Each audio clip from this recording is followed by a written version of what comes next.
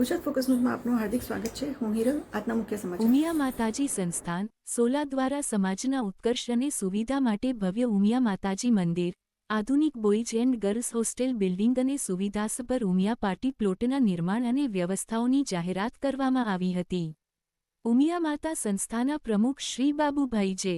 પટેલે આ પ્રસંગે જણાવ્યું હતું કે સોલા કેમ્પસ ખાતે આકાર લઈ રહેલું ઉમિયા માતાજીનું મંદિર સ્થાપત્ય કલાનો અદ્ભુત નમૂનો બનશે। આ ભવ્ય મંદિર સંપૂર્ણપણે નાગર શૈલી પ્રમાણે બનાવવામાં આવી રહ્યું છે। આ ભવ્ય મંદિરની મુખ્ય વિશેષતા એ છે કે મંદિરના બાંધકામમાં કોઈપણ જાતના લોખંડનો ઉપયોગ કરવામાં આવશે નહીં। તેના બદલે અંદાજે 2 લાખ ઘનફૂટ બંસીપહાડપુરના ગુલાબી પથ્થરનો ઉપયોગ કરવામાં આવી રહ્યો છે। મંદિરની લંબાઈ અંદાજે 255 ફૂટ, પહોળાઈ 160 ફૂટ અને ઊંચાઈ 132 ફૂટ રહેશે। माताजी संचालित सोला केम्पस में शैक्षणिक हेतु ने ध्यान में राखीने बॉयज और गर्ल्स होस्टेल नु निर्माण थयुं छे। 400 रूम छे, 1600 दीकरा दीकरीओ एमां रहेवानी सगवड छे। एना लोकार्पणनो कार्यक्रम 28 मे एटले आ गुरुवारे 3 वागे राखवामां आवेलो छे।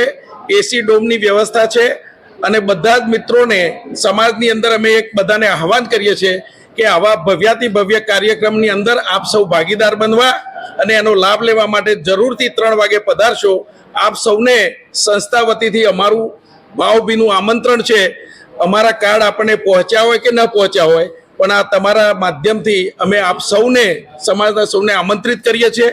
આપ સૌ પધારશો અને આના સારા સેવાકીય કાર્યક્રમના ભાગીદાર બનશો એવી આપ સૌને અમારી વિનંતી છે। આ લોકાર્પણ આપણા ગૃહમંત્રી અમિતભાઈ શાહના હસ્તે થશે અને એમની સાથે સહકાર આપવા આપણા સીએમ ભૂપેન્દ્રભાઈ પટેલ પણ જોડાયેલા રહેશે અને સાથે સાથે દાતાશ્રીઓ પણ જોડાયેલા રહેવાના છે।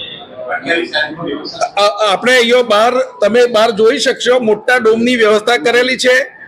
ડોમ અને આના પ્રોગ્રામ પછી ભોજનની પણ વ્યવસ્થા, ભોજન લઈને જાય એ મંદિર જેમ બાબુભાઈએ કહ્યું તેમ આ મંદિરમાં રોડ ઉપર એસજી હાઈવે થી જતા આવતા લોકો પોતાની ગાડીમાંથી જ્યારે મંદિર તરફ જોશે ત્યારે સમગ્ર માતાજીની મૂર્તિના દર્શન કરી શકે એ રીતનું બિલકુલ આયોજન ગોઠવવામાં આવેલું છે।